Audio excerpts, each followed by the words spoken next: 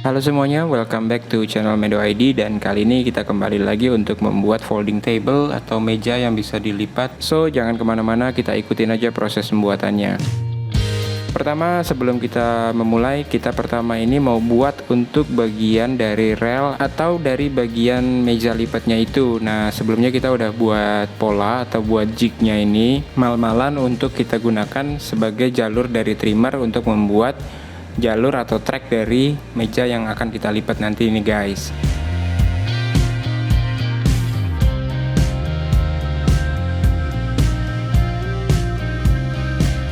Nah, di sini kita sesuaikan untuk dari roda lemari bagian atas yang akan kita gunakan sebagai penahan dari mejanya. Nah, di sini kita buat ini untuk lebar dari tracknya ini selebar 8 mm. Nah, pertama kita ikuti dulu aja, mengikuti pola, perlahan-lahan kita sesuaikan untuk kedalamannya, karena kita nggak bisa untuk melakukan proses router itu langsung sedalam dari track yang kita mau buat.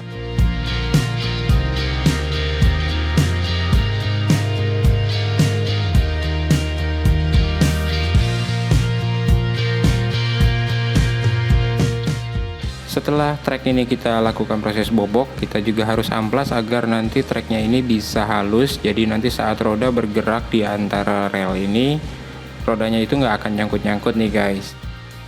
Berikutnya, sebelum kita melakukan proses rakit, kita lakukan dulu untuk finishing di bagian edgingnya.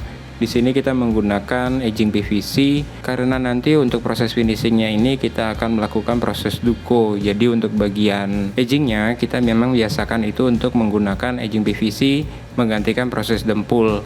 Walaupun ada yang bisa dibilang ini hal yang baik atau tidak, tapi buat kita ini udah cukup bagus karena menurut kita prinsipnya edging PVC ini sudah cukup kuat untuk menggantikan dempul. Karena lem yang kita gunakan kali ini kita lakukan untuk proses yang benar-benar kuat. Oke, lalu berikutnya setelah proses pengeleman lem kuning di kedua permukaan antara kayu dan edging PVC sudah kita lakukan proses penempelan. Nah, di sini kita lakukan proses penempelan itu biasanya kita melakukan perataan di satu sisi. Jadi kita harus pelan-pelan kita ratakan di bagian satu sisinya, lalu nanti bagian sisi satunya akan kita potong.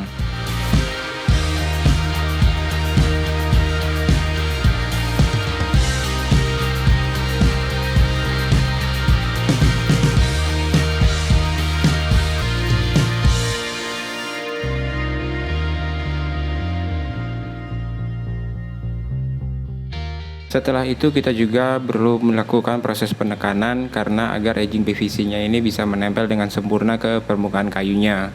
Setelah itu untuk bagian yang berlebih ini kita potong menggunakan atap potong yang sudah kita modifikasi.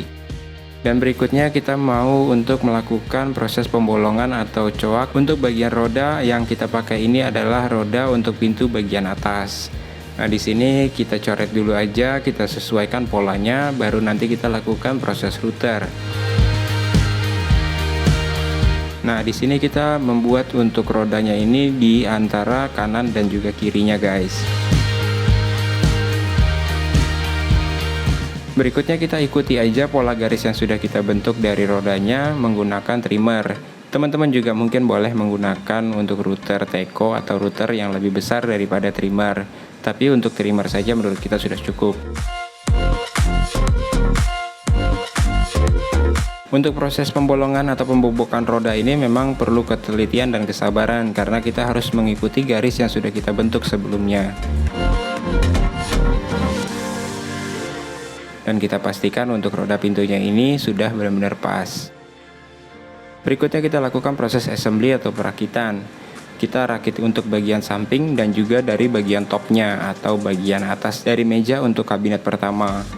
Di sini kalau mungkin teman-teman sebelumnya ada banyak yang bertanya kita menggunakan skrup apa. Di sini kita menggunakan tapping screw 5/8 dengan panjangnya itu 3 atau 5 cm. Dan berikutnya kita pasang untuk bagian samping yang satunya.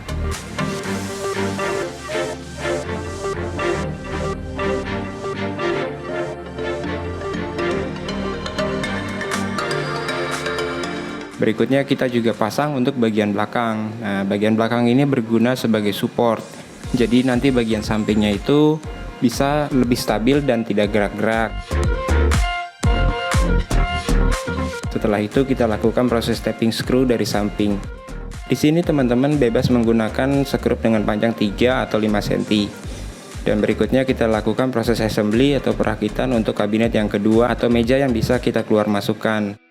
Pertama kita rakit untuk bagian depan dan bagian dasar serta untuk di bagian tumpuan roda.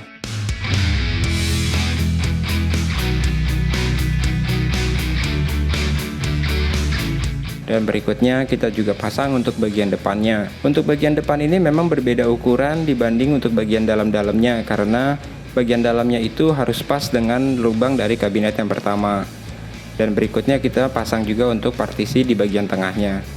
Partisi ini juga sebenarnya relatif, teman-teman bisa menggunakan 1 atau 2 partisi.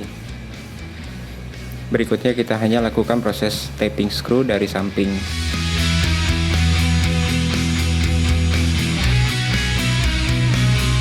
Lanjut kita ke bagian proses pengamplasan, karena tadi harusnya kita melakukan proses pendempulan dulu, cuma untuk video kali ini kita lewatkan, jadi kita lanjutkan dulu aja ke proses pengamplasan.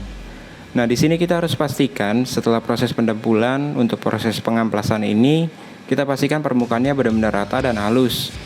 Karena nanti untuk melakukan proses duko kita butuh permukaan yang benar-benar rata. Di sini kita menggunakan sander atau mesin amplas, dan menggunakan untuk mata amplasnya itu gridnya 240, atau teman-teman bisa juga menggunakan grid 180. Dan berikutnya kita lakukan proses pembersihan dari debu-debu, karena nanti untuk proses duko kita memang harus terhindar dari debu. Di sini kita menggunakan cat duko water base yang ramah lingkungan dan pasti juga gampang untuk pengaplikasiannya nih guys. Di sini untuk bagian pengecatan duko ini kita lakukan prosesnya 2-3 kali. Di sini kita menggunakan warna putih Doff, dan terakhir kita lakukan proses untuk top coat menggunakan clear Doff.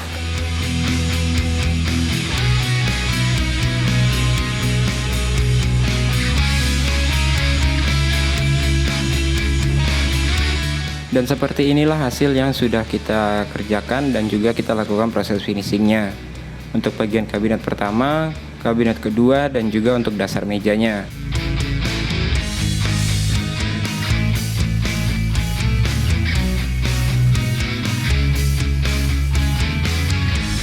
Oke, berikutnya kita lakukan aja proses pemasangan untuk bagian roda lemari yang kita gunakan sebagai dasar mejanya. Kita pasang untuk rodanya ini di bagian kanan dan juga kiri di antara bagian depan dari meja yang nanti kita mau lipat ini guys. Berikutnya kita pasang roda. Di sini kita pasang rodanya itu 1/4 dengan roda dari karet.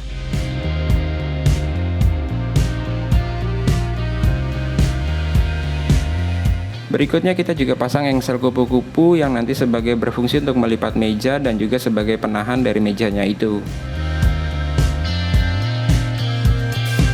Kita lakukan proses pemasangan meja lipatnya ini di antara kabinet yang kedua.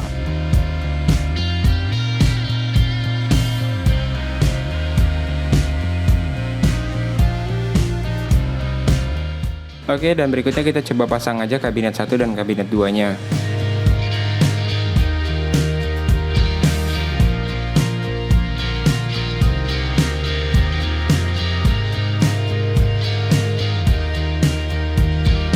Dan seperti inilah hasil jadinya guys.